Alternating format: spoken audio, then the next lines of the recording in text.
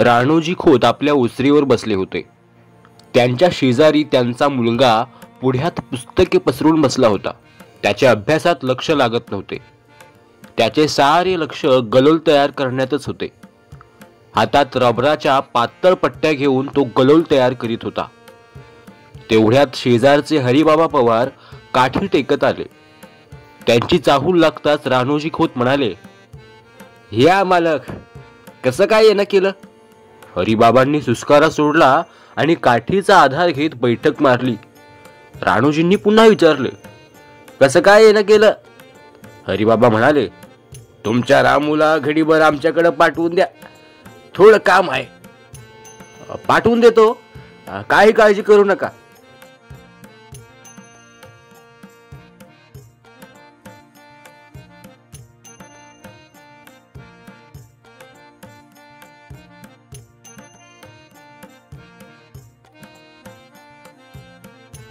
असे राणोजी त्यांना म्हणाले. पण मध्येच राम कुरकुरत म्हणाला, "बाबा, आज मला शाळेचा फार अभ्यास आहे, आज नाही मला जायला जमणार."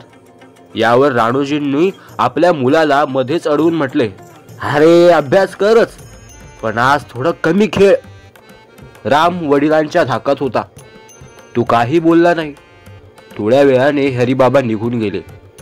ते गेल्यावर राणोजी रामला म्हणाले, "राम, अरे, आपल्या शेजाऱ्यांनी काही काम सांगितलं तर लगेच असं नाही म्हणू नये रे. शेजार धर्माला जागून तू त्यांच्याकडे जायला पाहिजे. समज तू गेला नाहीस तर त्यांचं काम वाढणार आहे का? नाही अडायचं रे. दुसरा कोणीतरी येऊन त्यांना मदत करीलच. पण मग तुझ्याबद्दल त्यांना काय वाटेल सांग?" राम थोडा वरमला. काय बोलावे हे त्याला सुचेना. तरी पण तक्रारीच्या सुरात तो म्हणाला, "पण बाबा, गोड गोड बोलून हरिबाबा नेहमीच माझ्याकडून काम करून घेतात." "मग त्यात काय बिघडलं? अरे, माणसानं कष्ट करायला कंटाळू नये. कष्ट करण्यानं माणसाच्या अंगातील ताकद वाढते, शिवाय लोकांचा भलेपणा मिळतोच. हा फायदा फार मोठा आहे बघ. तो जन्मभर तुला पुरणार आहे." असे म्हणून राणोजी आपल्या मुलाला पुढे म्हणाले, "समज उद्या आपल्याला कोणाची गरज लागली आणि आपल्या शेजाऱ्यांनी तुझ्यासारखं उत्तर दिलं तर आपल्याला काय वाटेल?" रामाने काही उत्तर दिले नाही. तो गप्प बसला. मग रामोजी त्याला म्हणाले, "तू तसा समजूतदार मुलगा आहेस म्हणून तुला सांगतो, ऐक." असे म्हणून त्यांनी आपल्या हाताचा पंजा त्याच्यासमोर ठेवला आणि विचारले, "माझ्या हाताला किती बोट आहेत?" राम म्हणाला, "5." "ही 5 बोट सारखे आहेत का?" "नाही, लहान मोठी आहेत."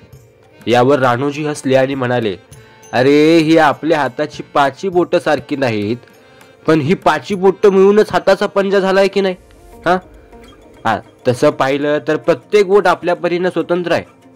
तरी एका बोटाला लागलं की शेजारच्या बोटाला दुःख होतच. अरे, त्यांच्यातील सुखदुःखाची जाणीव एकच आहे. कोणतीही कामं करताना ती एकोप्याने करतात. आता ही बोट म्हणजे एकमेकांचे शेजारीच, आणि शेजाऱ्यांनी परस्परांना उपयोगी पडावं." रामला आपल्या वडिलांचे सांगणे एकदम पटले. तो हसला. आपल्या हाताच्या पंजाकडे त्याने पाहिले. पंजाची हालचाल केली, मूठ दाबली आणि उघडली व तो आपल्या वडिलांच्याकडे बघून म्हणाला, "बाबा, तुम्ही म्हणता ते खरं आहे. मी जातो हरिबाबांकडे. त्यांचं काय काम असेल ते करतो." रामाच्या वडिलांना त्याच्या या उत्तराने मोठा आनंद झाला. धन्यवाद.